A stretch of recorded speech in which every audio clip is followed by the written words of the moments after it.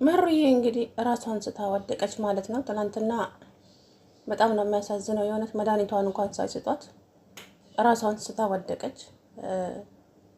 አንዳንዴ ክፉ ሰዎች የራሳቸውን ደስታ ለማስቀደም ብለው የሰዎችን ደስታ ያጨልማሉና ሀሴት ደግሞ እንግዲህ ሄኖክ አስገድዷት አስፈራርቷት ስለነበረ ያው መራዊት ሁሉን ነገር ስለሰማች ማገት ነበረባት። ግን መሩዬ እዚህ ጋር ምንም የምታውቀው ጉዳይ የለም። ምክንያቱም ያው ለጽናት ነው ይሄ ሁሉ መስዋዕት እየከፈለች ያለችው። ግን አሁን ብለቅሽ ለኪራ ሁሉንም ነገር ትነግረዋለሽ።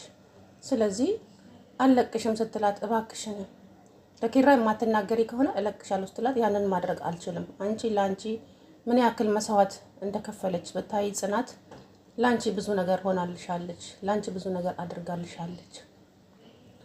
ኪራና ጽናትን ስትላት ኪራና ጽናት ምን አለች ማለት ነው። እንግዲህ በመሀላቸው ያለውን ነገር ሀሴት ታወቅ አትወቅ አላውቅም። በኪራና በጽናት መሀል እሷ ደግሞ ከኪራ ፍቅር ይዟታል ይመስለኛል።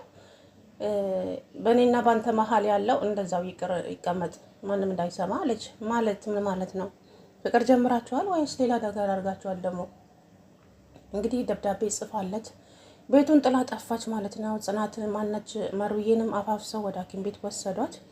እንግዲህ መራዊት ደህና እንደምትሆን ተስፋ አደርጋለሁ። እንግዲህ አቶ ኤኖክም ጓደኛዬን ማጣት አልፈልግም፣ ስለዚህ ይሄንን ሁሉ እኔ ነኝ ያደረኩት ብለሽ ተናገሪ ሲላት ከአሁን በኋላ እኔ ተስፋ ቆርጫለሁ፣ ግንባርን በሽጉጥ ብዬ ነው እጄን ለፖሊስ የምሰጠው፣ ከአሁን በኋላ ወደ ህይወት ይመጣለሁ ብትል ሻምበል ይሙት ብላ በአባቷ ማለች ማለት ነው። አሰላሙ አለይኩም ወራህመቱላሂ ወበረካቱ። ድና የተከበራችሁ ቻናል ቤተሰቦች እንዴት ናችሁ? ደህና ናችሁ ወይ? ነው ያለው።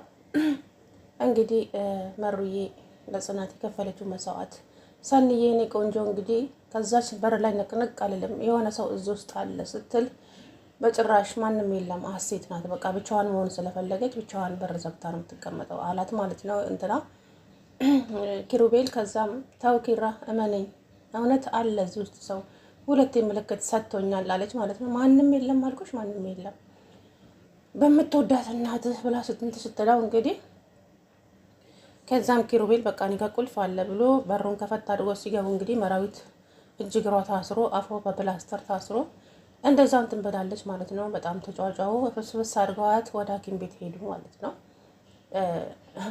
የአባቷን ክብር ዝቅ ላለማድረግ የመራዊትን ህይወት ግን ለማበላሸት የእውነት ወይ መራዊትን ወይ የጽናትን እና በጣም ከባድ ነው። ኪራ አንተ ጥሩ ሰው ነህ፣ ጽናትም እንደዛው፣ መሩዬም እንደዛው። ግን ነገሮች አስገድደውኝ ነው።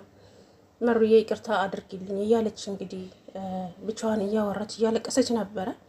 እዚህ ቤት ውስጥ የማናቸውንም አይን የማየቱ አቅሙም ድፍረቱም የለኝም፣ ስለዚህ ልብሴን ይዤ ከዚህ ቤት መሄድ አለብኝ ብላ እንግዲህ ልብሷን ጠቅላላ ሸክፋ ሄደች ማለት ነው።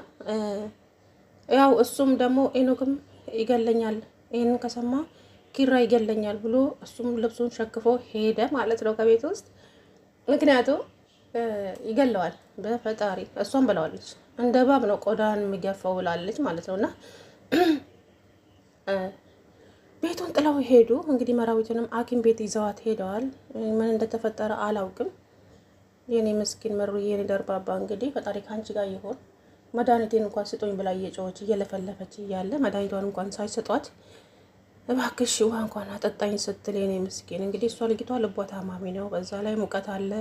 አስባችሁታል? ልቤን እየወጋኝ ነው መናገር አልችልም እያለች እባክሽ ሂጂና መድኃኒቴን አምጪልኝ ብላት እንግዲህ ብትልካትም መድኃኒቷን ቶሎ አላመጣችላትም። ልጅቷ ራሷን ስታ ወደቀች ማለት ነው። አንዳንዴ ጥሩ ይመስሉ ይቀርቧችሁና መጨረሻ ላይ ወደ አውሬነት ከሚቀየሩ ሰዎች ፈጣሪ ይጠብቃችሁ።